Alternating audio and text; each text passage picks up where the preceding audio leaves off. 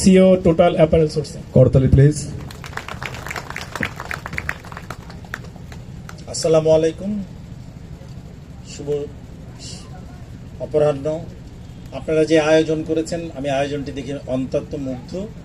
আজ থেকে 3 দিন আগে আমাকে দীপু টেলিফোন করেছিল যে আমি এই অনুষ্ঠানটায় আসবো কিনা। তখনও চিন্তা করছিলাম আসবো কিনা, কিন্তু কালকে রাত্রে যখন সে বলল স্যার আপনি আসবেন, আমি তখন বললাম নিশ্চয়ই আসবো। তার কারণ আমি বলি, কারণটি হলো আমি যারা তরুণ তাদেরকে নিয়ে ভাবি।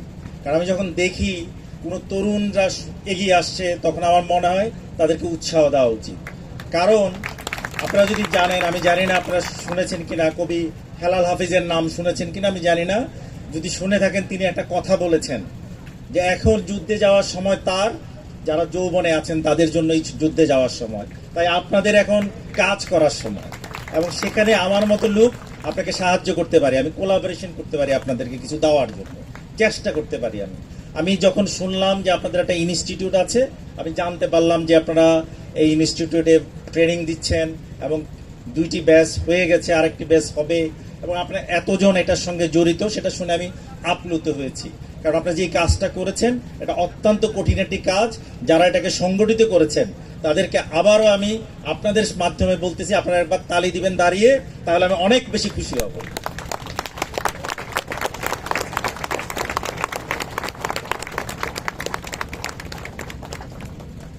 আজকে আমি আপনাদের কাছে একটা জিনিস বলতে চাই, সেটা হলো এই তরুণরা কি পারে তা আমরা দেখতে পারলাম 5ই আগস্ট। কিন্তু আমরা এখানে দাঁড়িয়ে কিন্তু কেউ যারা জীবন দিল তাদের জন্য 1 মিনিট নীরবতা করি নাই। এই অনুষ্ঠান যখন শুরু হয়েছে কেউ কিন্তু করেননি, কারণ তারা যেই কাজটা করে দিয়ে গেল তার কারণে আজকে আমরা অনেক কথা বলতে পারি যে কথাগুলো আজ থেকে 15 বছর আগে আমরা বলতে পারতাম না। তাই আপনাদেরকে মনে রাখতে হবে যে তরুণরা একটা সমাজকে বদলে দিতে পারে যদি তরুণরা চায়। ঠিক আছে, আজকে আপনাদের জন্য সেই ব্যবস্থা হয়েছে, কিন্তু পাশাপাশি আমি এটা দুঃখ পেয়েছি যে এই তরুণদের মাঝে গুটি কয়েক মেয়ে উপস্থিত আছে এখানে। অত্যন্ত দুঃখিত আমি, এটা কেন আমি জানি না। কারণ এখানে আরো বেশি পার্টিসিপেশন হওয়া উচিত যদি নারীর অধিকার দেখতে চান আপনারা। ঠিক আছে, নারী এম্পাওয়ারমেন্টের জন্য আরো নারীর এখানে আসা উচিত, কিন্তু সেটা নেই এখানে। তাই আমি আশা করব যারা এটাকে অর্গানাইজ করেন আগামী দিনে সেভাবে যেন করতে পারেন, সেটার জন্য আমরা চেষ্টা করব। আমি আপনাদের সঙ্গে একটা কথা বলতে পারি, যখনই আমাকে প্রয়োজন হবে বলবেন, আমি আসব। কারণ আমি সমাজসেবামূলক কাজে নিজকে ইনভলভ করি এবং চেষ্টা করি করার জন্য। এখন আমি যেটা বলবো আপনারা একটু দাঁড়িয়ে 1 মিনিট, যারা আমাদের থেকে চলে গেছে 5ই আগস্টের মধ্যে, তাদের জন্য নীরবতা পালন করবেন 1 মিনিট, তারপর আমরা আমাদের কথা শুরু করব।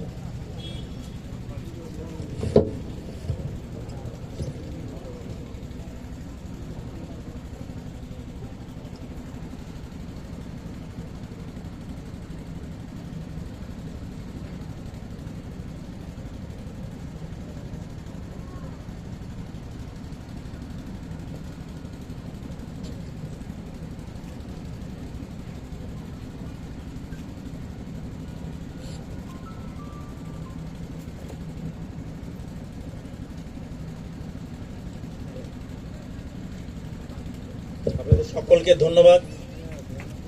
আমি আপনাদের কাছে আমার যে আবেদন সেটা হলো, আপনারা এই সংগঠনটিকে সামনে যদি এগিয়ে নিয়ে যেতে চান তাহলে সবাইকে একসাথে কাজ করতে হবে।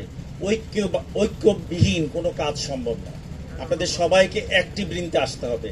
যিনি এটা তৈরি করেছেন তিনি তো তৈরির সময় ছিলেন, এখন আপনাদেরকে এগিয়ে আসতে হবে, এটাকে বড় করতে হবে। তাহলে কি করতে হবে? সবাইকে নিয়ে চিন্তা করতে হবে কিভাবে বিকাশ করা যায়। একটা যে কোনো বিকাশের পিছনে মানুষকে কিন্তু অনেক বেশি শ্রম দিতে হয়, পাশাপাশি চিন্তা করতে হয়, ফোরসাইডেডলি চিন্তা করতে হয় যে আগামী দিন কি হবে। আগামী দিন যদি আপনারা দেখতে চান তাহলে কিন্তু এইভাবে আপনারা যেইভাবে ট্রেনিং করছেন, যেইভাবে কাজ করছেন, সেইভাবে আগামী দিন দেখা যাবে না। আগামী দিন, বাংলাদেশের আগামী দিন কিন্তু এআই এর আগামী দিন। আগামী দিন কিন্তু অন্যভাবে আসবে, সাস্টেনেবল বাংলাদেশ আসবে। তাই আগামী দিনের জন্য আপনাকে প্রস্তুত হতে হবে। সেই জায়গাটায় কিভাবে কাজ করবেন তার জন্য যদি আমার কোনো সাহায্য লাগে আমি আপনাদের সঙ্গে কাজ করতে ইচ্ছুক।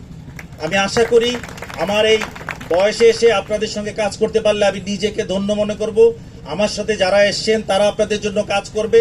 স্পেশালি ধন্যবাদ দেব আমি দীপুকে এই ধরনের একটি অনুষ্ঠানে আমাকে অতিথি করার জন্য, কারণ আমি আপনাদের কাছে সত্যি কৃতজ্ঞ আমাকে আজকে এই অনুষ্ঠানে আপনাদের কথা বলতে দেওয়ার জন্য। এবার আসি আপনাদের জন্য, আমি দীপুকে বলেছি যে আমার যদি কোনো সহযোগিতা লাগে, বাংলাদেশে কিছু জিনিস আছে যেই জিনিসগুলো আপনারা পেতে পারেন। আপনাদের যেই অর্গানাইজেশন আছে, বাংলাদেশ সরকারের ন্যাশনাল স্কিল ইনস্টিটিউট নামে একটা অর্গানাইজেশন আছে, যারা আপনাদের এই মতো সংগঠনকে সাহায্য করে। আমি কেন এটা বলছি, তাদের সঙ্গে বিভিন্ন বিদেশিদের কোলাবোরেশন আছে।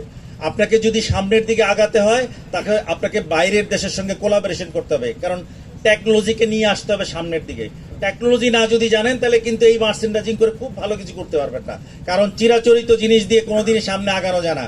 একটা জাতিকে যদি সামনে আগাতে হয়, তাহলে নতুনভাবে ভাবনা ভাবতে হয়। তাই আমি আশা করি আপনারা নতুনভাবে ভাববেন, যেমনিভাবে আমাদের ছেড়ে যারা চলে গেছে বাংলাদেশকে নতুন করে দেখার জন্য, আপনারা সেইভাবে নতুন করে ভাববেন।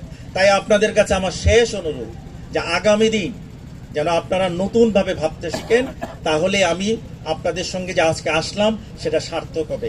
ধন্যবাদ সবাইকে, থ্যাংক ইউ ভেরি মাচ। অনেক অনেক ধন্যবাদ স্যারকে। গুরুত্বপূর্ণ একটা কথা স্যার বলেছেন, আসলে আমাদেরকে নতুনভাবে ভাবতে হবে, আমাদেরকে ইম্প্যাক্টফুল হতে হবে। আমরা গতানুগতিকভাবে যেভাবে মার্চেন্ডাইজিং করে আসছি, আমাদেরকে সেখান থেকে আরো 2 ধাপ আগে যেতে হবে। দেখেন, একটা মানুষের সবচেয়ে বড় জাজমেন্ট হচ্ছে সে নিজে। আমার ভিতরে কি কি ধরনের ল্যাকিংস আছে, এটা আমি ছাড়া ভালো কেউ বলতে পারবে না। সেইভাবে আপনাদের ভিতরে কি ল্যাকিংস আছে, সেটা আপনারা নিজেদেরকে বের করতে হবে। আমাদের সেই ল্যাকিংসগুলো বের করে আমরা সেই ল্যাকিংসগুলোকে শক্তিতে রূপান্তর করবো ইনশাআল্লাহ।